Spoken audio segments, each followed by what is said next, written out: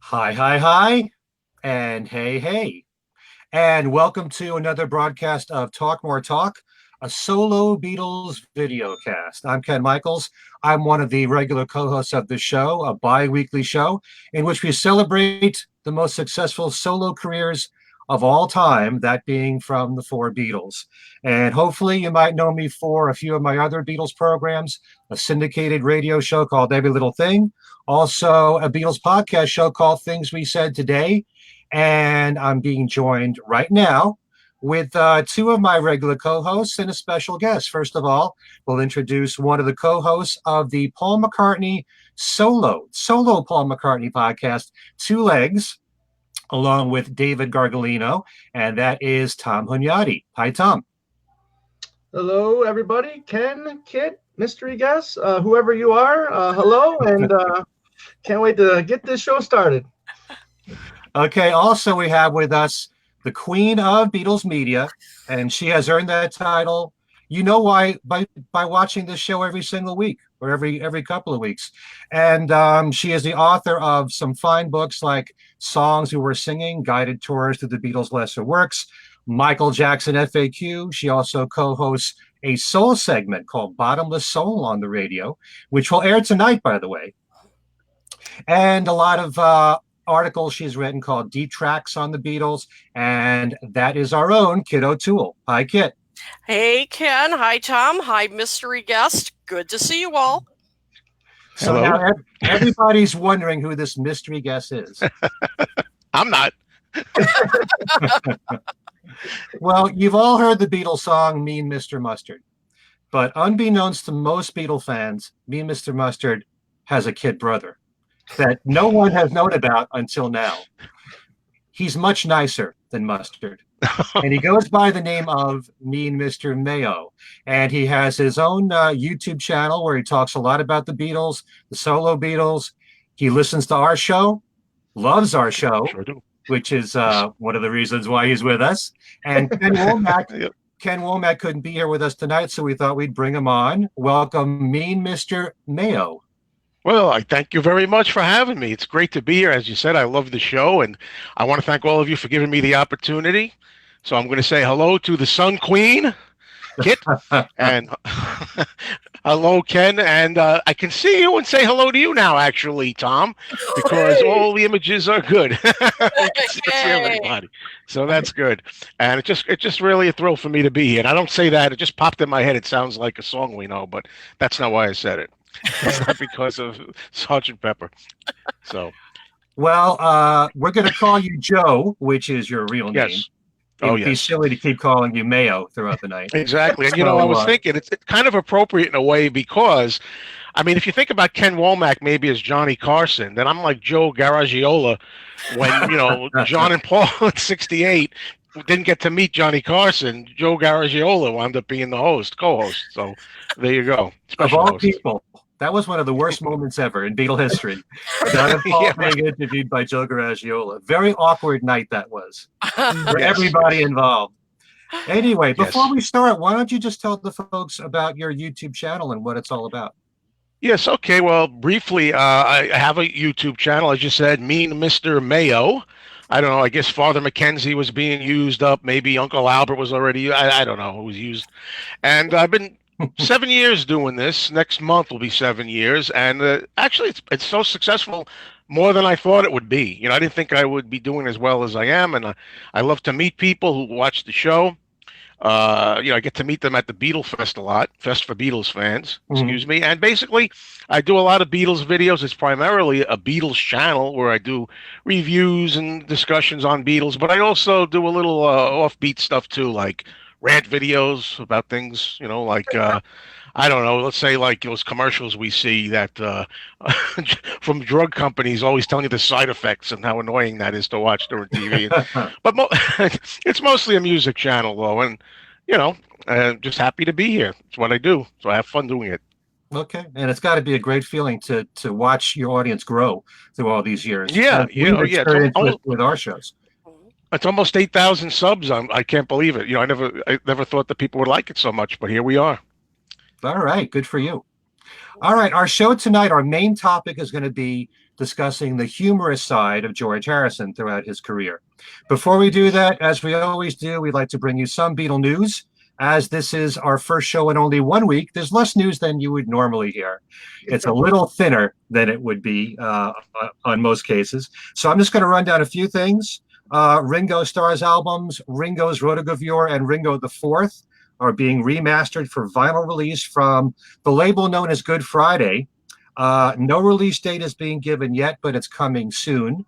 This is the same label that put out the Bad Boy releases. And as long as Tom is here, and I know Tom got the Bad Boy release, have you listened to the album? Yeah, it's not bad at all. And they also did Time Takes Time as well.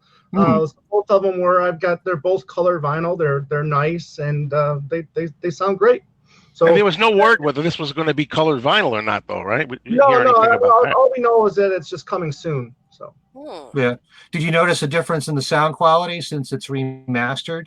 Not from the original vinyl release, because I never had the original vinyl, but I do have the CDs from the 90s, and they just sound a little more fuller, like you would with vinyl over CD, in my opinion. So I would love to maybe one day compare them to the original releases, but for now I'm happy with the quality. Okay. I'm very happy that these are coming out on vinyl, but being a CD guy, I wish that the remasters would come out of Ringo's albums on CD. Let's hope for that in the future. Yeah, I've been meaning to reach out to Friday Music to see if it's just vinyl and if they're going to do a CD release as well. So, but I think Friday Music is basically vinyl only. So find out. All right. Now, we discussed this on last week's show. We all know that the Beatles recording of Help is now being used in a Google commercial on television. I'm hearing it all day long now. But also, Here Comes the Sun is being used in a commercial for Xfinity. But it's not the Beatles recording, it's a cover version of it. So, as we discussed last week, Beatles songs being used in TV commercials. As long as you're here, Joe, what's your take on that? Yeah. Because some people are disturbed by it. Well, I'm one of the people, I have mixed feelings on it. My first reaction is to be disturbed by it, only because, the Beatles always said, we had a lot of offers back in the day, you can imagine, for like the soft drinks commercials and things like that, and we thought that would somehow cheapen what we do. I think what goes through my mind, I keep saying, is in the 1970s, I remember the Good Vibrations commercial with Sunkissed. Right. And to this day, I still think of oranges so when I hear the Good Vibrations, And I think it depends how much you actually hear it. I mean, if it's probably going to be a short-lived thing, it's probably not going to be played for years. It's not going to be the new theme like the post office has Fly Like an Eagle as the theme, I'm just worried about an association for some people with that. Every time you hear Help, you'll think Google. That's what I'm worried about. But it's a wonderful opportunity for maybe young people who aren't familiar with the Beatles songs to get introduced. And that's another, that's the positive side of it. So yeah, in most cases, when songs are used in commercials over the years later, I don't remember what the product was.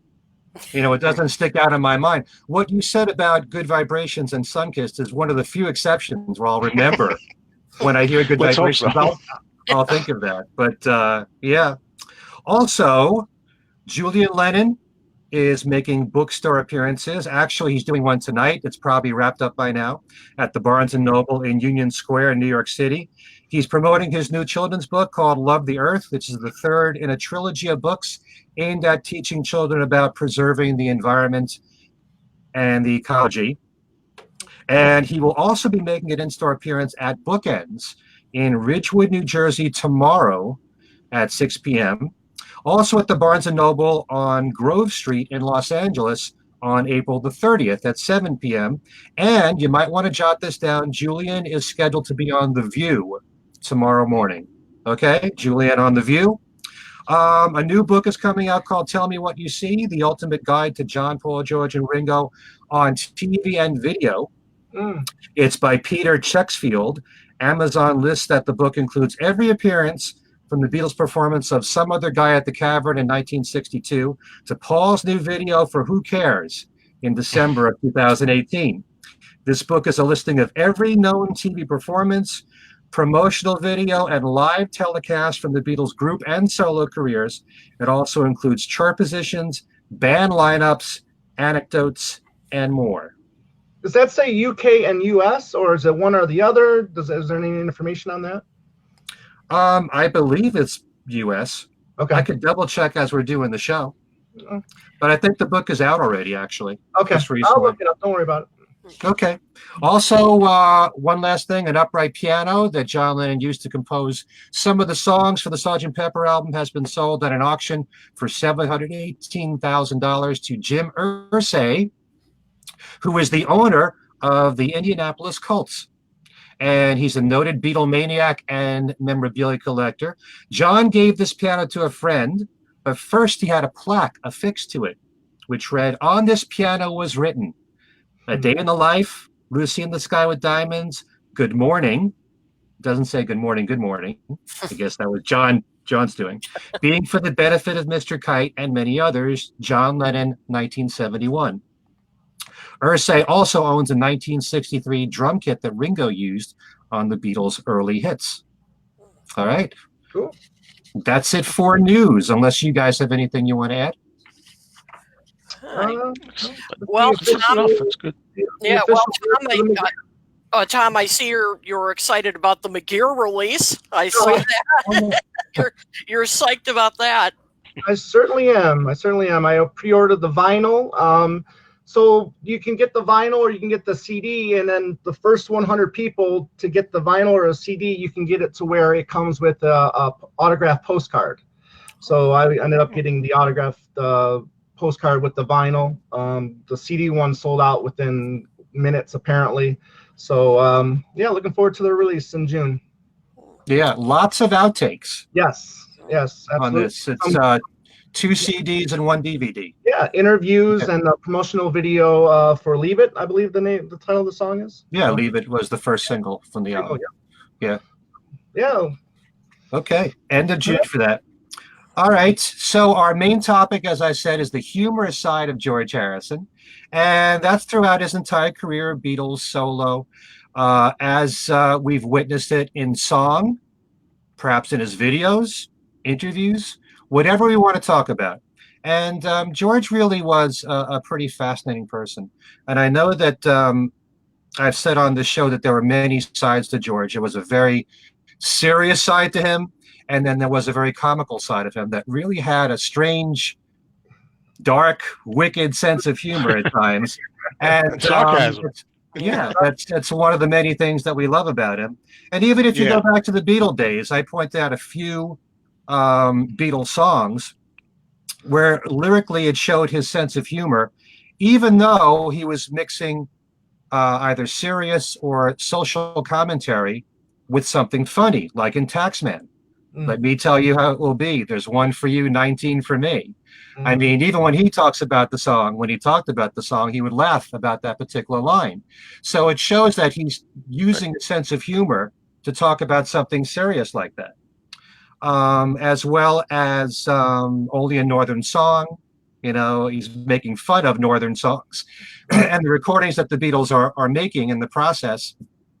Savoy Truffle, you know, is also kind of funny because until George told us it was about Eric Clapton and his sweet tooth, we didn't really know about that. But it makes a lot of sense, you know, when he's talking about you'll have to have them all pulled out, his teeth, after the Savoy Truffle.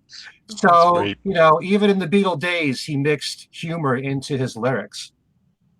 So why don't we go around and let's just talk about in song, you know, what you have found in George's career to be his funniest moments.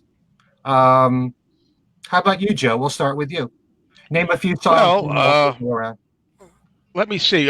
Stuff that's obvious, like it solo, especially a Crackerbox Palace, is a wonderful sense of humor, and the video, of course, is hilarious. I love watching it. And also from the same album, 33 and a Third, we have this song.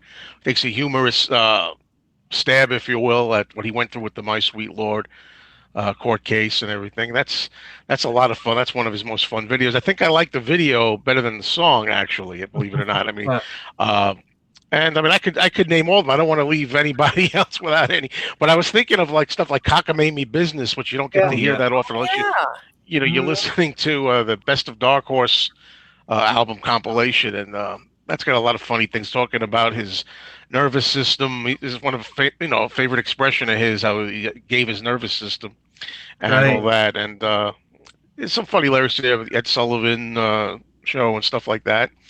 That's a few that came to mind. I'll mention one more if I may. I was thinking of Soft-Hearted Hannah from the self-titled George Harrison album. That is such a fun, delightful song to listen to. And I like how the end of it gets all like drunken sounding and it gets wavery and changes. And I'll never forget, I had the cassette tape once when it first came out, and it said something about the end of Soft-Hearted Hannah is deliberate. It said it on there so that you knew it wasn't an error, nothing wrong with your tape unspooling or anything. Right. So those are what came to mind pretty quick. There was like a speed adjustment to the song. Yeah. But I love the fact you have to mention this song. And what I love about that particular song, among many things, is that maybe some fans are not aware that the publishing company that was suing George was called Bright Publishing. And in the lyrics, George sings, "This tune has nothing bright about it." So I didn't get that. Yeah, he stuck that in there. And I happen to have noted, since you mentioned Cockamamie Business and the nervous system line, that's a funny line right there. He actually says, "There are too many things stressing out the nervous system. Girls you used to know, fellas that may have kissed them. Some got rabies, some got fleas, some got incurable diseases from this cockamamie business." And I love his sense of humor there, and just the fact that he used the word cockamamie. I mean, that's actually, it's a Yiddish word, and it just means crazy, something that makes no sense.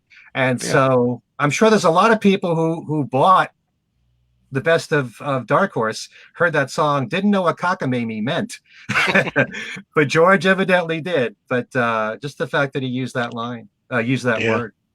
The word in it. Kit, how about mentioning a few songs?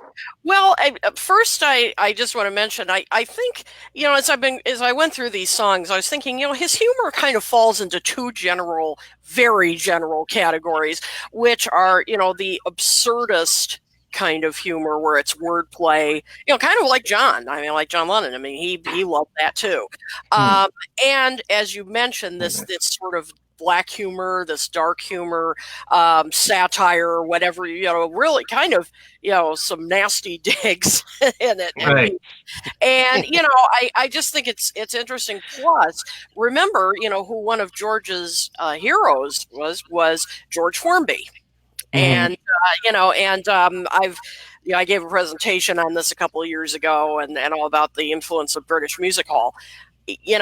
George Formby was a music hall performer and would write these songs that were kind of, a lot of wordplay, kind of wink, wink, nudge, nudge kind of stuff.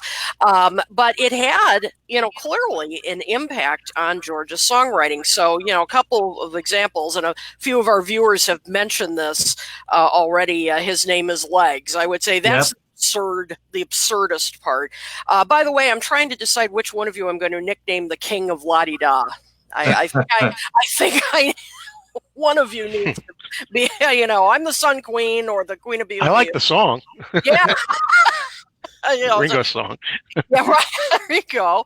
Yeah. So, I mean, just really absurdist and almost, I know it's about the drummer of the Bonzo Dog Doodah band, but it's also, he clearly had so much fun with wordplay. But as I said, you've got the, nastier side. Even something like Not Guilty, which is very pointed. But, I mean, the lines, not guilty for looking like a freak, making friends with every Sikh. I mean, I just thought, he puts in lines like that. Or Blood from a Clone, which is, of course, a pretty, was a shot at his record company who said he wasn't making, songs that were commercial enough. I mean, just great lyrics there. They say they like it now, but in the market, it may not go well as it's too laid back. You need some papa, nothing like Frank Zappa. Zappa and that new wave. They don't play that crap. I mean, really funny, but the venom is right there. I mean, he's really angry, but he kind of, in a way diffuses it with humor. So I just think that's just fascinating, elements of his humor. These two, this absurdist, silly, and then this dark, dark side. It's a certain skill to be able to blend those two together, and George does it so well. And as we're going to discuss maybe in some other songs, there's some other ones we can point out in that category. Tom, how about you? Yeah, all good picks by all of you. I'm kind of glad we're not picking the same songs here or whatever. But song, Miss Odell, for one. I just love, him cracking up, in the middle of the song. And what was that all about? I mean, is he just having a good time in the studio or just forgetting the lyrics? And then, with the sense of humor there or making a dig, then he puts, Paul's phone number at the end of the song, one of my favorite parts of that song. Wreck of the Hesperus is another one that's kind of, humorous, is talking about, himself and, and he's okay, he's getting through, I like, the line, getting old as my mother, it's one of the lines that I like, in that song. Another one, Sue Me, Sue You Blues. Right. Yeah, the very first verse, you serve me and I'll serve you, swing your partners, all get screwed. I'll bring mine and get together and we'll all have a bad time. Bring your lawyer and I'll bring mine, and yeah, it's going to be a bad time. So, another funny one in the song. So many different, Blood from a Clone, like you said, kid, just, beating your head against a brick wall. I mean, I'm sure it's just out of frustration, with him, and it's comical. I mean, you think about him, in these situations, and it's very comical. I agree. One of my favorite lines, if I may, just for a minute, that just popped into my head. I don't want to forget it. And when Kit was, talking about, sometimes the sarcasm and the nastiness. I love the line when he sings in This Guitar Can't Keep From Crying, when he says, what do you say? Learn to get up when I fall, can even climb rolling stone walls. Like, meeting the newspaper. While you create and make a fence, bring it down to your arrogance. Another one too that Well, that was an attack on Rolling Stone because of the way that they reviewed his Dark Horse tour, which, he didn't take too kindly to that. He was affected by that a lot. But sometimes you don't know if George is being nasty or if there's this thing in him where, he puts a twist on it nasty, it's still funny. Yeah, but that's, like I said, there's a certain talent that comes with mixing those two together. I was going to bring up, it's like something. I'm sorry, Ken, interrupt, but something like going back to the Beatles, like Piggies, where he's, obviously that was political satire, but he did it in a way that he was delivering a message, but he was doing, it was kind of funny. I mean, it was, the images of these, I love the, leading piggy lives, and it just, I think he knew how to, sort of couch instead of just preaching at us. He could have written a song saying, down with politicians and, all that. But instead, he uses this humor to kind of make the message more palatable. Perhaps he was so good at that. Right. Clutching forks and knives to eat their bacon. Yep. Yep. I wonder what you guys think, and all of our viewers, of George's take on Bye Bye Love. Oh, yeah. The Everly Brothers song, because at the time he was breaking up with Patty Boyd, and Patty was going with Eric, his best friend. And so George had added his own lyrics to the song. It was his own arrangement to it. And one of the verses reads, "There goes Our Lady with a you-know-who. I hope she's happy and old Clapper too. We've had good rhythm and a little slide." Then she stepped in, did me a favor. I threw them both out. So when you hear that, are you saying, wow, is he showing He bitterness seemed okay here, with or, this for or a is while. he, well, you know what George said at the time, I'd rather that she was with him than some jerk. Yeah. You know, Right. that's what he would say to the media. But he's also human, you know, and he does have Yeah. feelings. So I'm wondering if he was bitter, if this shows bitterness, or if Yes. he's having fun with it.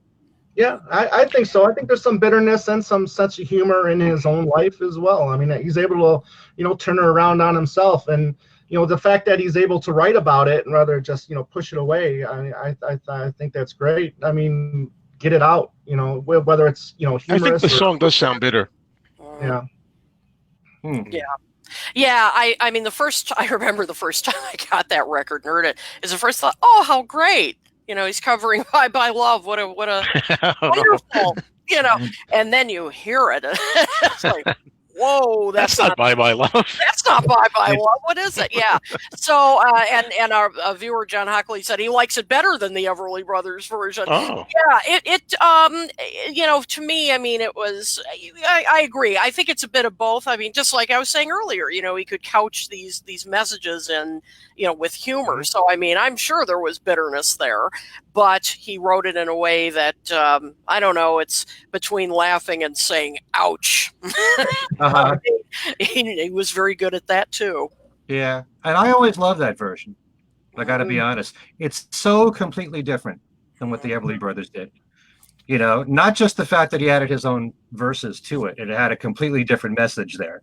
But the whole arrangement was so different than what Phil and Don did. That was really his own take on it.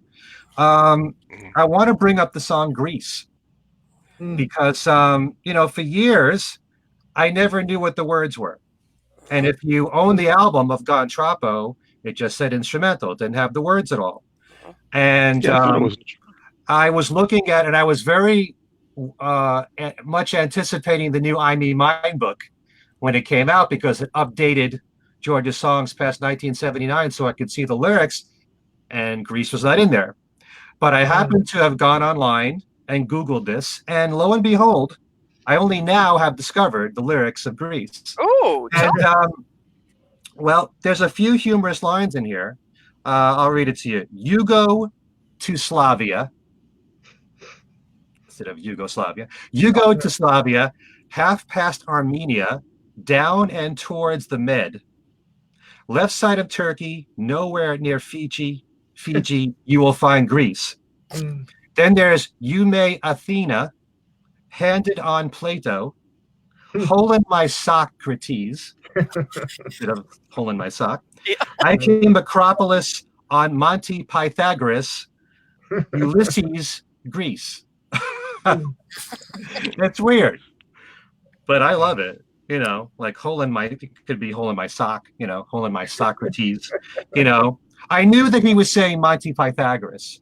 And I knew he was saying Socrates and Plato, but I didn't know the rest of the words there. And I always thought he said, you will find Greece, but it's Ulysses, Greece. So it's kind of bizarre, but throwing all these combinations of words, having some fun with them. Yeah. Well, and again, I think very in a way, very much like John. I mean, right.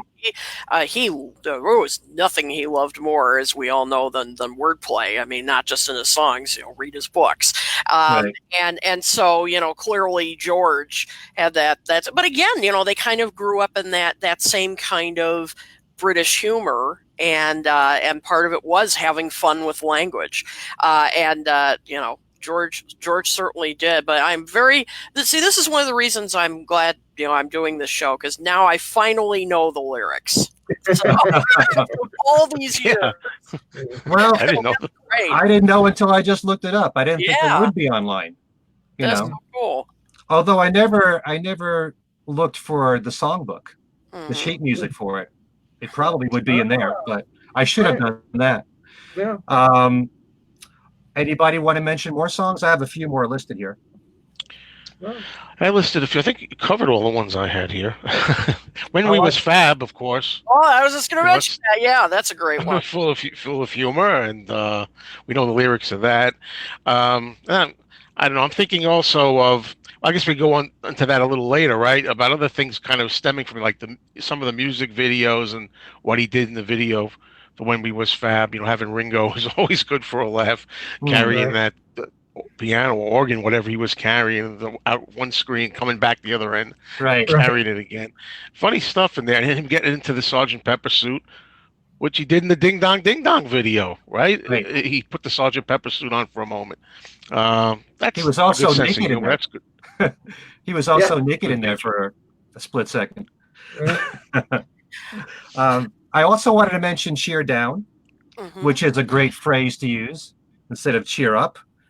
And there's some, clever lyrics in that song. I love when your teeth drop out, you'll get by even without taking a bite. The good stuff there. And I do love Cockamamie Business, like you said. Wreck of the Hesperus, I wrote down.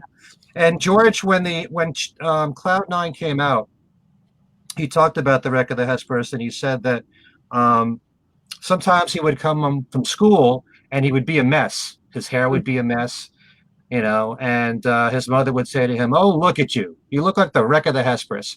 So I guess that phrase stuck with him. So, whenever I hear that song, that image is planted in my head of his mother saying that to him. That's where he got that line from Piggies from Mom too, right? What they needs a damn good whacking. I heard he got that from Mom. Yeah, I think you're right. Yeah, that's true. Speaking of Mom's influence. Yeah. Got My Mind Set on You.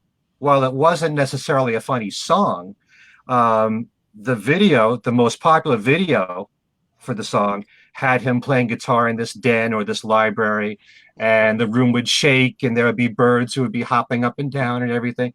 But I always think of it sort of as a funny song, only because in the video, there's a moment when he does a somersault and it's not George. Right. And it's so obvious that it's not George, and they make it so that it's not him. And that's such I a knew funny somebody at part the of time who video. thought it really was George. Yeah. I really did. I knew a guy. I said, "No, it's not George. It's obvious. It's not." Wow, he's so talented. You can do backflips too. Oh, very amazing.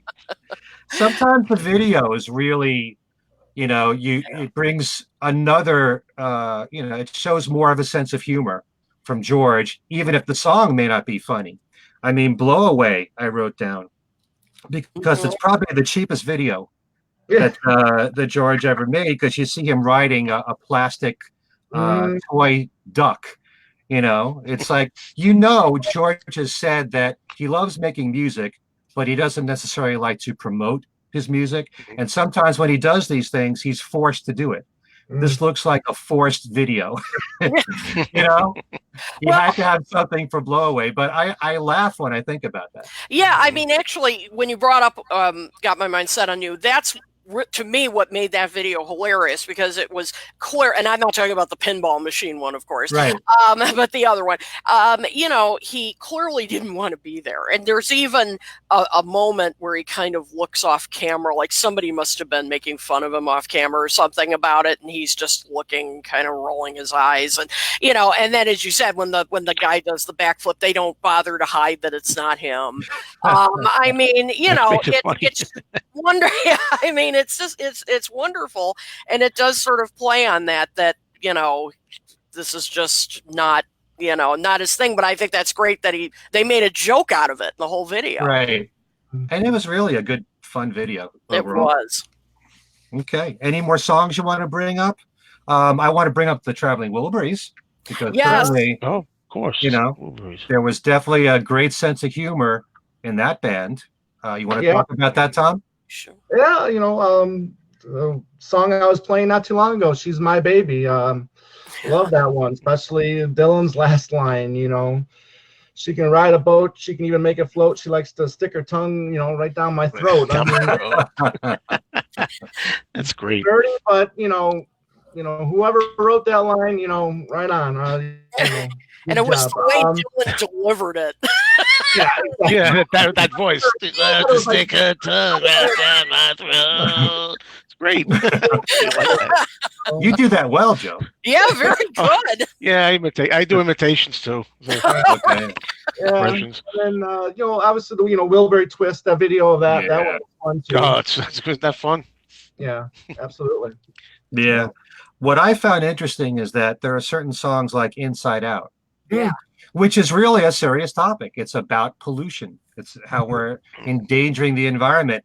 And most of the lyrics are all about that. And then they stick in, don't it make you want to twist and shout when you're inside out? So they lighten things up in the song by doing that. So it's not 100% serious.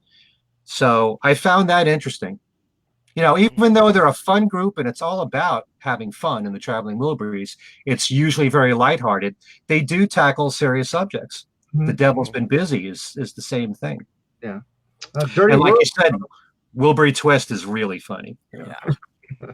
I love you hop around the room in your underwear and put your teeth in a glass. Fall on your ass. I mean, it's To hear George say, Don't forget fall on to your ass, spin your body like a screw. I love that. Spin it like a screw, not like a top. Yeah. That's right. Yeah, but exactly. The first time I heard that, and I heard George deliver that, like, fall on your ass, I'm like, this is great. I love Yeah, this that's right. song. That's right. That's a good one. Good one to point out. Yeah. I said, that's George saying that line. Mhm. All on your ass. I in a think, song. yeah, Okay. it's wonderful. Yeah, I mean, I think, and somebody mentioned earlier, and I apologize, I didn't get who said this, but they were saying, Handle with Care has a couple of, sort of amusing lines in it, and I mean, it's not. And this is another part of his humor. I think some of it is not exactly, laugh out loud, slapstick. I mean, it's just, it's clever. It just, somebody else mentioned the great lyric in Crackerbox Palace, I was so young when I was born. I mean, Right. that's one of my favorite opening lines of any George song. That just grabs you immediately, like, what? I mean, that's what your first reaction was, like, Yeah. wait a minute. But it's it's funny, and it really it introduces you to the kind of absurdity of the song. So Right. mhm. And that's another classic example of a very funny video and so well done. And Eric Idle, I believe, directed that video. But just to see all the different characters around George's estate, Mhm. it's just really funny, very well done there. And the whole story about that song was that George had met Lord Buckley's manager, the comedian Lord Buckley. And evidently, George is a fan of Lord Buckley, who at the time I think had passed away.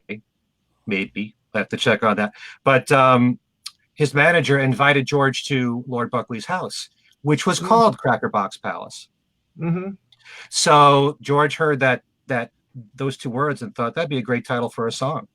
And sometimes you just associate the song with George's mansion, his estate, but it really came from Lord Buckley. Yeah. And well, and even along those lines, the Ballad of Sir Frankie Crisp. Mhm.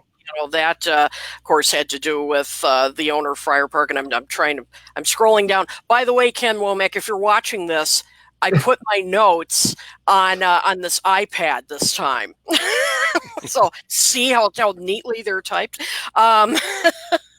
But anyway, there was a wonderful line in that. Yeah, here it is. Okay. Let it roll across the floor, through the hall and out the door, to the fountain of perpetual mirth. That's wonderful. I just think that's such a, great, again, just sort of an amusing line that's introducing you to this, welcoming you to this other world, of fantasy. And, it's just great stuff. Yeah, well, George used a lot of Frankie Crisp's sayings, which were written on the walls of the home that he bought there, the estate. Like the answers at the end was taken from something that Sir Frankie Crisp had written. The whole first verse, scan not a friend with a microscopic glass, all that came from Sir Frankie Crisp. Anyway, let's talk about his love for Monty Python and what a big part that played in his life. Kent? Yeah. Well, I mean, it's funny when I talk to people who saw the concert for George, and most people, when they saw it, knew why the Pythons were there. But I knew some people who were just, horrified. How could they have had the lumberjack song and all that? It was perfect for him because I can see why he would have been attracted to Python because it had that absurdist, kind of humor to it. And of course, the Eric Idle directed was this song. I think he directed the This Song video. Okay. Then I'm trying to remember if any of them directed Cracker Box Palace. No, I think Eric Idle did. So he had directed that too. Okay. Yeah. Yep. And so, and they work with the songs. And so I think, there was a nice, it was a nice collaboration, to have. And then, of course, you have the Ruddles, which I'm sure we're going to talk about in just a second. And then, of course, producing Life of Brian. And, he just, but again, I think you can see as we're talking about these songs, why he loved them so much, because they were the same mind, I think. Right. Okay. Joe, you want to add to that? Well, I mean, I was thinking of the clip that I'm sure we've all seen when he is it the Rutland clip where he comes down, they start playing the music to My Sweet Lord, and you think he's going to go in to sing a serious version of My Sweet Lord, and he winds up doing the pirate song. I mean, I guess because of, again, the lawsuit, I suppose, poking fun at that. That's always a favorite little clip that he did. And in addition to, the Ruddles, you're saying, because George actually was willing to appear in there and poke fun at the Beatles as a reporter, which was good. He also was in the Agner Rats special that Ringo did. Oh, yeah. Back in 78. And he has a little part at the beginning again, I guess he's kind of like giving the news again, news reporter, something like that. Which you don't get to see that often, but I remember that. And that's it as far as I can think of as far as that relation to comedy with Python and things like that. I have some some way to get to some quotes from George, but I'm saving them for later. That's general quotes. Okay. You want to end the show with a big bang, I think. Yeah. If you want. Tom, how about your thoughts? Yeah, the Python thing, throughout the 70s, you mentioned the Ringo special. What was the first thing he said in that when he's on? He says it must have been the trousers, which, where did that come from? That came right. So, I think. And he says shocked and stunned too. Excuse me, I'm sorry to interrupt. He does that a lot too. He also did that with in the interview that he did with Ringo, where they were talking about when George sued Ringo for the song "I'll Always Love You," and they were talking about how he didn't really care for the way how the mix was, and they had a good laugh about that. And Ringo says, go ahead and sue me, but I'll always love you. So Yeah. I thought that was a good time too. But yeah, the Ruddle and seeing him, being the TV interviewer, interviewing Michael Palin, and they're talking about how they're going to stop, with all the theft going on, and then he's interviewing and all these things are coming out of the Ruddle floor building, like just nonstop, and then interviewing his buddy Ronnie Wood too, in another segment, which was really good. But yeah, I mean, you can tell that there's a really strong friendship between him and Eric Idle, and you can tell by all their work that they've done together, and that's produced a lot of comical moments. Yeah. Well, I like to bring up upon occasion that the Beatles were big fans of the Goons. Mm-hmm. And that was a comedy troupe that was wacky for its time. And if you ever tried to listen to any of their comedy, it's a little far out there. I mean, the first time that I heard or watched Monty Python, it was way above my head. I had to get used to it. It's probably the same thing with the Goons. But I like to think of it all as being one big family, the Goons, right. The Beatles, and Monty Python. And because, they were all influenced by each other. I mean, the Beatles were influenced by the Goons. I like to think that Monty Python was influenced by the Beatles. Right. There's some things that I've seen, in some of their movies where I'll think, oh, this reminds me of from Magical Mystery Tour, what the Beatles did here. So, definitely there is this love there, and I can understand why George loved Monty Python. Mhm. Very, very absurd, like you said, Kit, sense of humor there. And George loved absurdity. He loved really wacky sense of humor, over the top stuff. And just the fact that he helped Life of Brian survive and bring it to life. That was going to be the film company that originally was going to put it out, backed out on it. So he saved that film. Right. And then he even said, what's that? And appeared in it. Yep, for a few seconds. Yep. He did an Alfred Hitchcock in there. Yep. You had to look for him. It's like his little cameo there. But yeah, and I know that Monty Python's always been very grateful to George for that reason. But if you love A Life of Brian, be grateful to George for, helping to finance it. Talking about films, a viewer said earlier, Matthew Smith, he pointed out that, George had one of the funniest scenes in Hard Day's Night. And, and so as an actor, he didn't think he was an actor, I don't think. But I agree that, that was one of my favorite parts too. He was a natural, oh my God, he's a natural. I didn't plan that, I swear. It just showed he had really, such a great sense of humor, and he was able to, do that scene and it's hysterical. That's one of my. And it had that slightly nasty vibe to him that we like. Exactly. I kind of felt that John and George were the most natural on camera. Oh, definitely. Even though Ringo loved to do the acting the most. Ringo too. But I think that John and George could have had some future in acting if they wanted to take it seriously, but they didn't. So, yeah. But the Ruddles really was so phenomenal. The way the whole thing was done. And I always remember George saying that whenever people try to present the story of the Beatles, the one thing they miss is the sense of humor. And it was so brilliant, parody after parody, in the Ruddle story and how it was done, and the music from Neil Innes in particular. It was a work of genius. And, I think it was over the heads of some fans who didn't know the full story of the Beatles. But for those who knew it inside and out, they got all the in-jokes.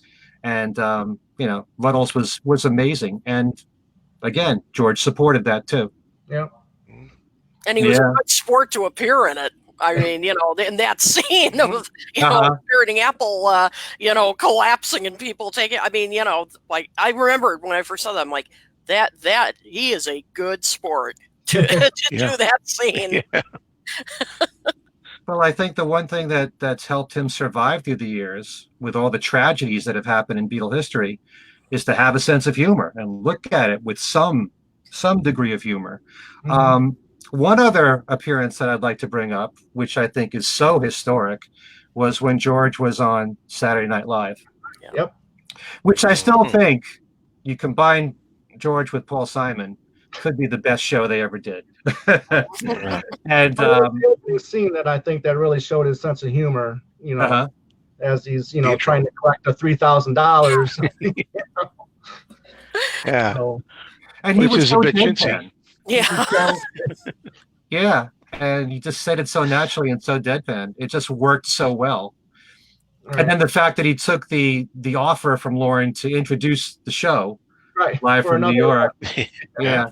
Nice. So that was great. It was such a fine moment in the history of that show, and they've had so many of them, especially with different members of the Beatles. But between that and Paul Simon and Paul coming out with the turkey outfit and singing "So Crazy" after all these years. They show There's a good chance that people are going to laugh at him. Now he said to Lorne Michaels, "Lauren, I have some grave doubts about this opening sketch." And he's a good actor. Talking about good actors, I thought Paul Simon was always a natural to me. Anyway. Yeah. That's true. Yeah, he was hysterical on that show, and then of course, I mean, this is the not funny part. I always, after hearing them do, Homeward Bound, I mean, like, why didn't they do? And Here Comes the Sun. Why didn't they do an album together? That would Oh God! amazing. Yeah, they sounded so good together, so Yeah. natural. I mean, between Simon and Garfunkel and the Beatles, you've got masters of harmony there. And in the case of Paul Simon and George Harrison, two great guitar players together. And I've said that about Paul Simon and Paul McCartney. I wish the two of them, had worked together seriously. Yeah. Who knows if John had lived? Would the two of them have made a good combination? I don't know, but Paul Simon's one of the greats, no doubt about that. Yeah. Also, I just wanted to make mention of one thing about Monty Python, because sometimes in interviews, George has made references to them, and you either had to know it or you didn't. He would bring up the nudge nudge sketch. There's a sketch from them which is one of my favorites, the Four Yorkshiremen sketch, which for those of you that don't know it, you could always look it up on YouTube. But it's four men on a moonlit night smoking cigars, drinking wine, and just reflecting on their childhood and what a rough childhood each one of them had. And each guy tries to top the previous guy as to how bad their childhood was. And so, like one of them would say, I had to wake up at 10 in the morning or 10 at night, half an hour before I went to bed, work for 29 hours, lick the road, come home, and my father would slash me with a knife or whatever. And don't quote me on this. It's something. It's fairly close to that. That sounded good. There was one interview that George gave where he was talking about the Beatles on the BBC, and they'd be doing so many performances, and then they'd come back, and Brian Epstein would slash him with a knife if they were lucky, and you either knew the sketch or you didn't. He would just say it, in his interviews. So it showed his love for Monty Python when he would mix that into conversation in interviews. All right. Anything else you guys want to add about George's sense of humor?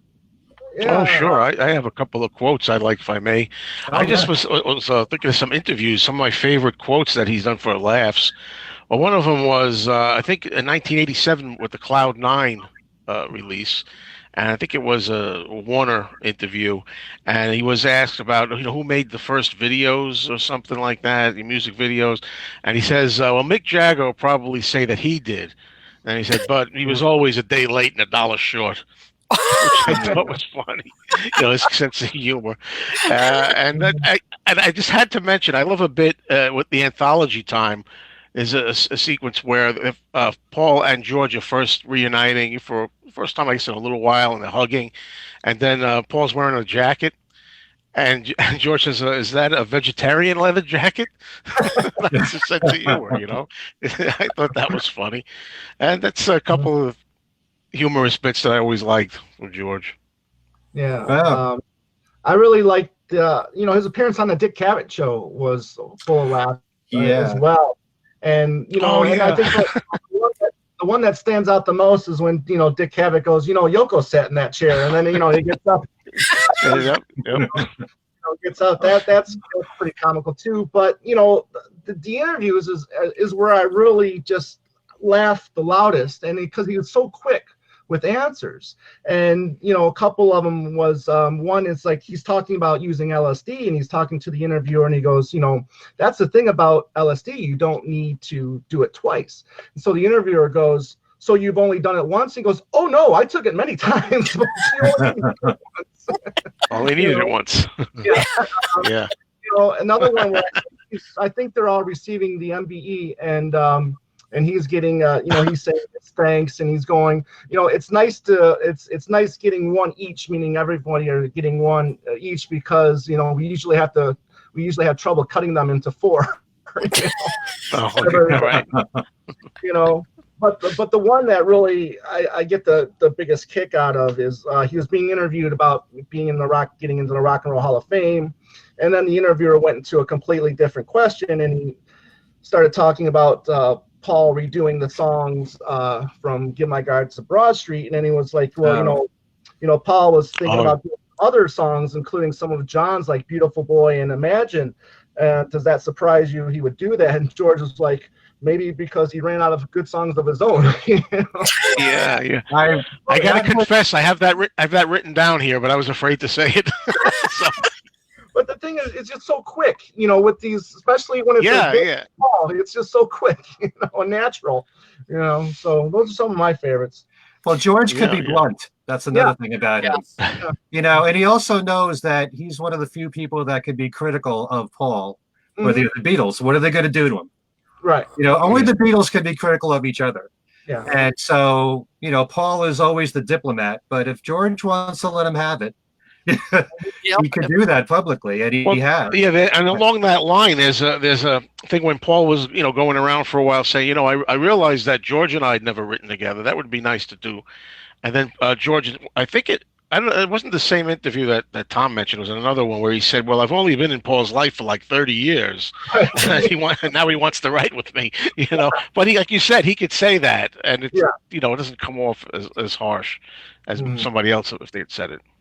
And he could poke. Oh, I'm just going to say, he could poke fun at himself too. I mean, I remember when the Beatles were inducted into the Rock and Roll Hall of Fame, and it was, as we all know, won't get into it now, but it was a tense situation, and and when he got up there and said, "Well, I don't have much to say because I'm the quiet Beatle," I mean, and the whole crowd just like as he said, so deadpan, and. And it really, I think, diffused some of the tension that was going on, particularly on the stage. And, and as I said, it showed he could poke fun at himself, too. Yeah, he also said it's a shame that Paul's not here because he had the speech in his pocket. Yeah. Right. But that interview that you brought up, Tom, where George said that about Paul, I'm pretty sure because George gave a lot of interviews at the time of Cloud 9, and there was an interview he gave to what was the Canadian equivalent of MTV. And the person who interviewed him was this really young guy, and you could tell he was so infatuated with, hey, I'm interviewing a Beatle here. And, and when George said that, maybe he doesn't have some good songs of his own or whatever, the guy was like, we got that on record. What do I say here? Did he really say that? It's funny to watch because well, we've got a chuckle out of that. If I can do one more real quick, sure. This is about them being, if they were millionaires yet during their early Beatle days, and it's with him and John mostly, but the interviewer is going, are you individually millionaires yet? And John goes, no, that's just a rumor. And then he goes, is Brian a millionaire? And John goes, no, even he's not, poor fellow. And then the interviewer goes, well, where does the money go? And John goes, well, a lot of it goes to Her Majesty. And then George right off the bat goes, she's a millionaire.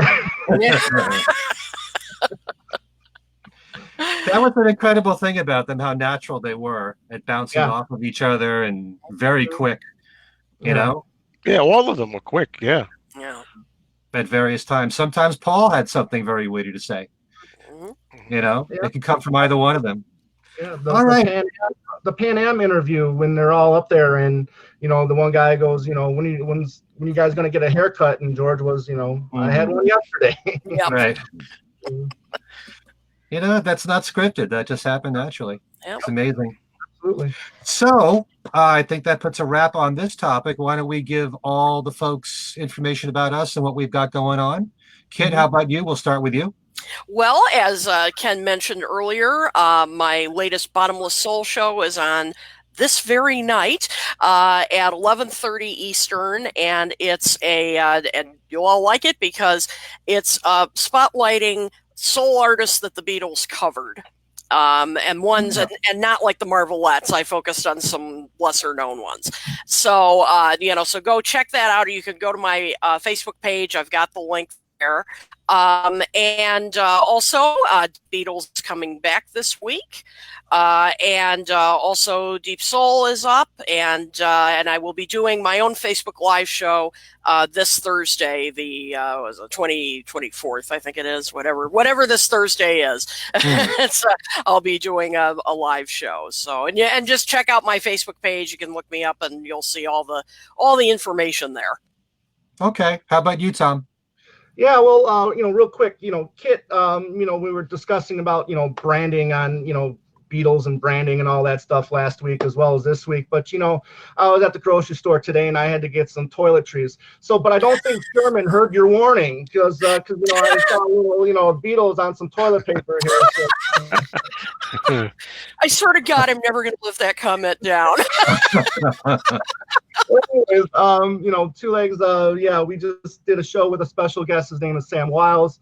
He does the podcast Paul or Nothing over there in the across the pond in the UK, and we discussed our top 10. Or what we did was we ranked Paul's #1 singles from US and the UK, and I believe it was 11 in all. So that's up. That's on Podbean. So you can go to Podbean, type in Two Legs. You can hear that.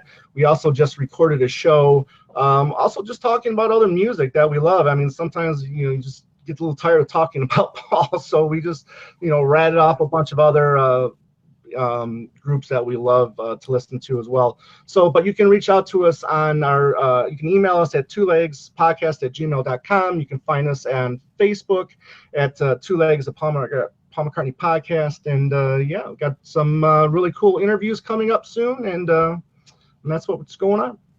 All right. I listened to the show, by the way, with Sam Wiles. Really good. Thank you. Sam said something in that show that really got me thinking. Oh, really?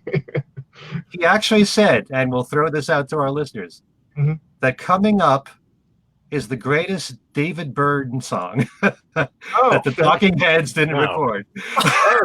Now, wow. Interesting. That kind of makes sense in a way if you think about it. Huh. Yeah. Let everybody ponder about that till our next show. Joe, how about you? Well, you can go over on YouTube and always subscribe to me, and that's Mean Mr. Mayo. Just forget the mustard, hold the mustard, and go heavy on the mayo. And like I say, I'll do a lot of Beatles videos from time to time and other music and other fun stuff. And I do a lot of live streams and chats. So we have a lot of raps just talking about Beatles and solo Beatles stuff and going on for an hour or two or more. So that would be nice if you were to subscribe. Very good. All right. Before I give you my information, I want to make sure we don't forget this because this is very important. Kit's actually going away for a whole month, folks. She's going to be on vacation, and so we're going to be taking a break. And the next time that we're going to be doing a show will be the day after Memorial Day. No, we're doing the following week. We were doing the following Monday, I thought. Oh, I thought it was the Tuesday after. Oh, I think we decided on the Monday, like the following Monday, like the first Monday. Okay. All right. Correct me there. So it'll be the first. So I better do that. It's a good thing we got this out of the way. I really thought it was the day after. So it'll be. Do we have the date for that? We'll have to look let it me up. check. Hang on. Yeah. So basically, we're taking May off. Is the short version of it. Okay, that will be, hang on, let me... So it's the first Monday of June. Yep, it will be June 3rd. Okay. 3rd, yeah. All right, so, and that will be, Ken will be back with us, Ken Womack, so we hope you join us for that. Just want to make a quick mention that on my website, which is kenmichaelsradio.com, I just did an interview with Dan Richter.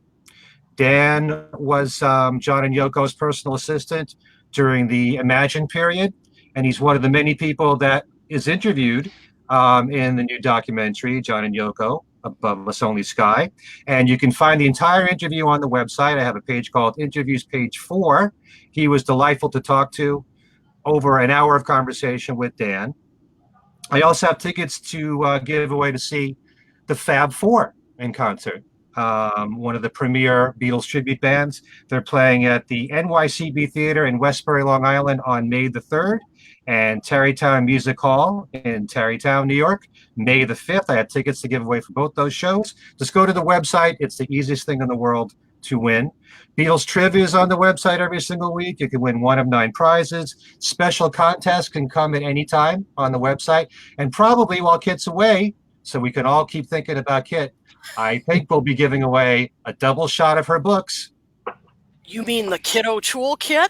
That's true. That's the Songs You Were Singing book and the Michael Jackson FAQ book. And I still have a Kiddo Tool tote bag to throw into the mix. Okay? all kit, all the time in your home with that kiddo toolkit. And then there's my other Beatles podcast, Things We Said Today, with Darren DeVivo and Alan Kozin, which probably will have a new show next week to look out for. That'll be on podbean.com and also on YouTube. Don't know what the topic is, but it's always interesting.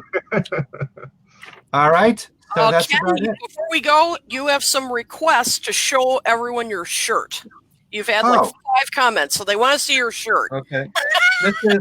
This is a George Harrison collage that was put together by a great artist by the name of Shannon, who lives in New Jersey. Yeah, and she does a lot of great artwork, all types of rock artists, the Beatles, Kiss, Elvis Presley, puts all this artwork on T-shirts, on wine bottles, on mugs, hoodies, all kinds of things. And I got this as a present for my wife years ago. It's one of my favorite shirts to wear. It's George Harrison through the years. Okay.